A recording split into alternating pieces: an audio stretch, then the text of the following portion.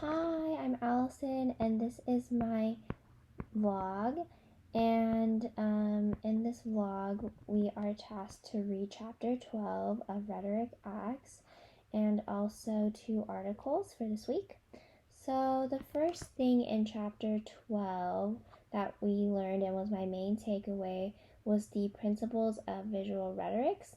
And the textbook provided us with 3 principles of kind of seeing visual rhetorics. And the first one was that visual messages are persuasive, plus threaten to eclipse the influence of the spoken and written word in the 21st century. And the textbook offered some examples on what they mean by this. And one of the things was just that kids in today's generation learn better visually over just by reading. And I thought that was pretty interesting just because everything is ever evolving, and to see firsthand that kids are learning better with visual context over reading context. It's just interesting to see how like the generations can kind of mold and change and find ways to better their education. It was also interesting to me just because teachers are so understanding, and they're definitely the first ones to ever realize this. And so it's really nice to see that they're trying to change their curriculum and trying to make it more so that there's more visual rhetorics involved so that the kids can learn better. The second principle that we learned was just that visual messages are volatile and can create positive or negative responses. One takeaway from the book was just like seeing is believing, and pictures create words that are absent. I think that is more than true, and I think that a lot of things are perceived differently just because everybody won't, well, no one will have the same exact interpretation as anybody else. Things can be perceived differently just by the individual, just because everyone is so different and everyone interprets everything differently. So I do see how, visual messages are volatile and can create positive or negative responses from people. Lastly, the last principle that was included was just that visual messages still have the ability to persuade and speak to the audience.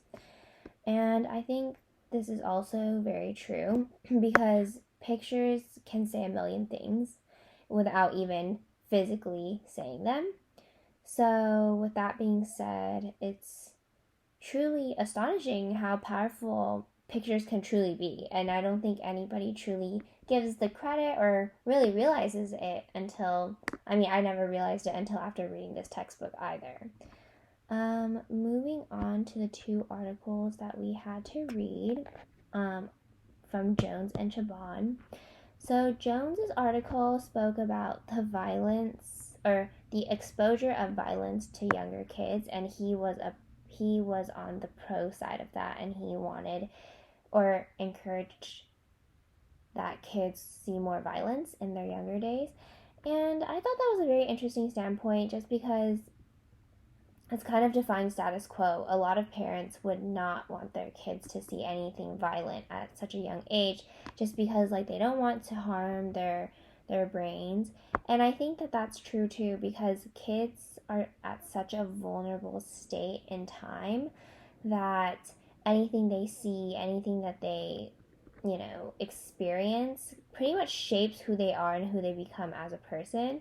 So by exposing them to such violent scenes potentially can create a negative or positive response. Again, referring back to the principles of visual rhetorics.